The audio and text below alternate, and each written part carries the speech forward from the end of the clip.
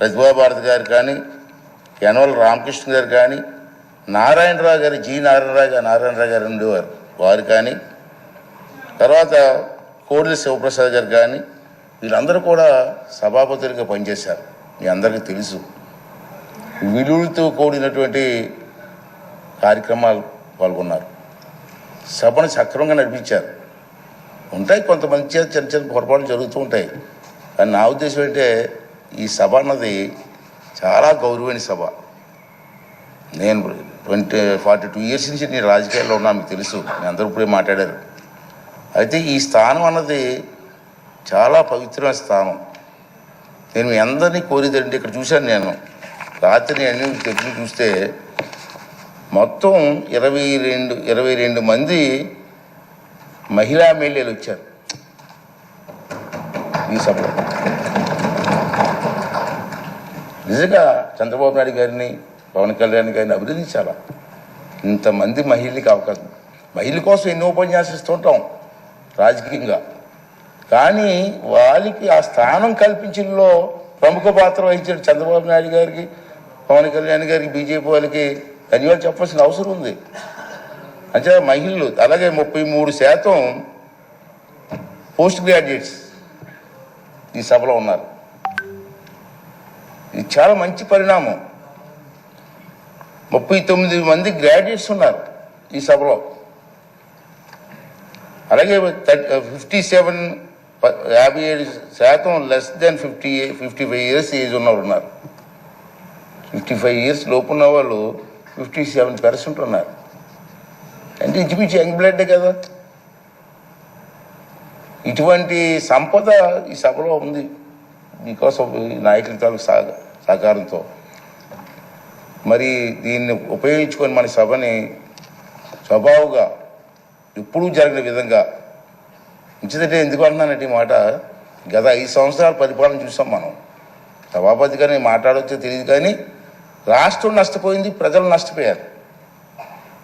ఇవాళ మీరు అందరూ ఏమనుకుంటున్నారు, కొంతమంది ఏమనుకుంటున్నారంటే మీకు పదవి వచ్చింది అనుకుంటున్నారు, ప్రజలు మీకు పదవి ఇచ్చారనుకుంటున్నారు.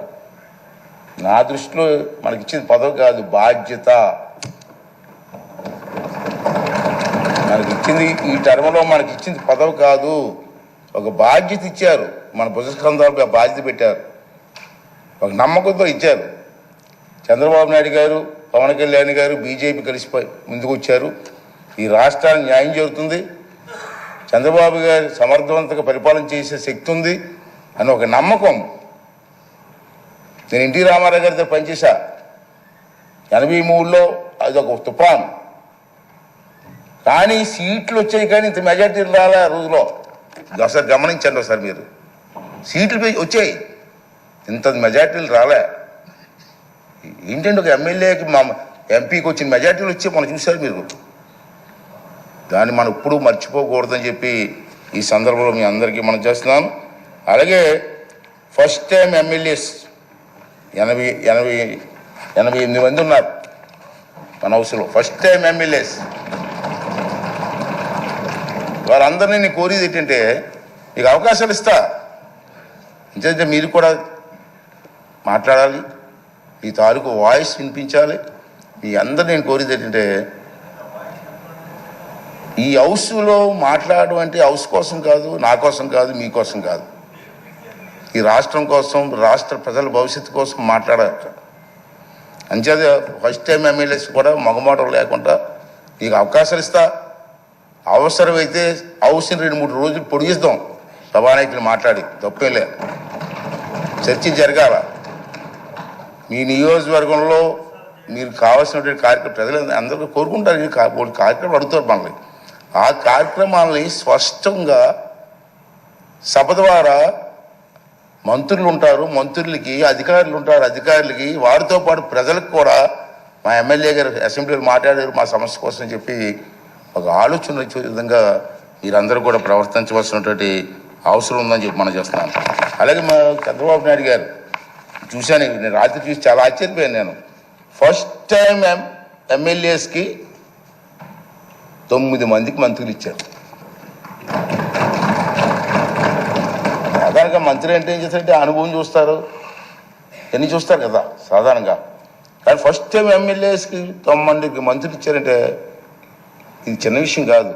ఈ విధంగా ఆలోచన చేసేటువంటి చంద్రబాబు నాయుడు గారికి, పవన్ కళ్యాణ్ గారికి కూడా మనకు ధన్యవాదాలు చెప్పి, వారు ఏ ఆలోచనతో ఇచ్చారో దాన్ని సబూగా జరిపించడం కోసం మనందరూ కూడా ప్రయత్నం చేయవలసినటువంటి అవసరం ఉందని చెప్పి మనం చేస్తున్నాం.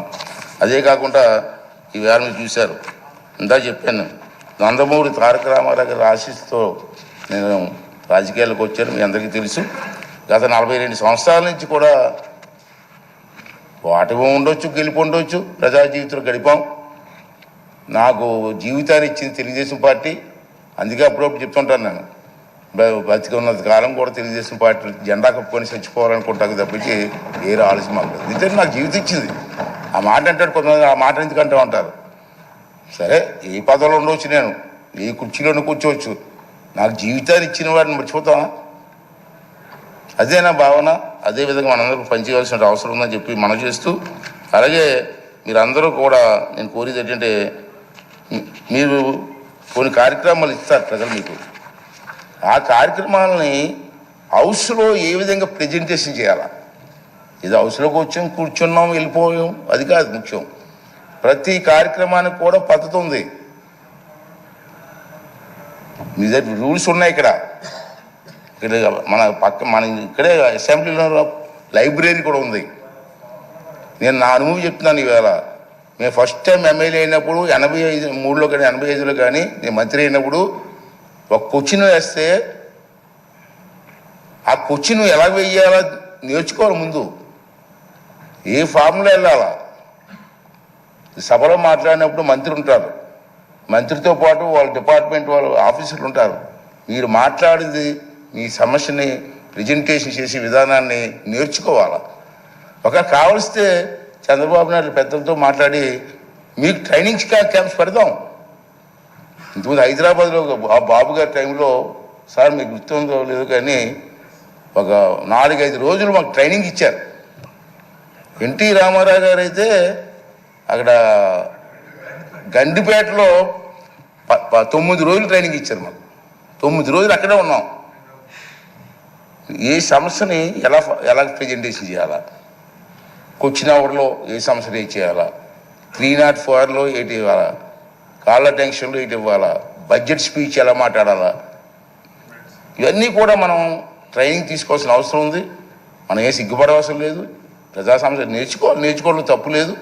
అంచేత మీ అందరినీ కోరేది ఏంటంటే, మీరు తప్పనిసరిగా టైం తీసుకొని, సీనియర్స్ కూడా ఉన్నారు, సీనియర్స్తో కూడా మాట్లాడి మీ ప్రెజెంటేషన్ బాగా చేసి ఈ రాష్ట్ర భవిష్యత్తుతో పాటు మీ నియోజకవర్గ భవిష్యత్తుని కూడా మరి ముందుకు తీసుకెళ్ళడం కోసం మీరు ప్రయత్నం చేయవలసిన అవసరం ఉంది.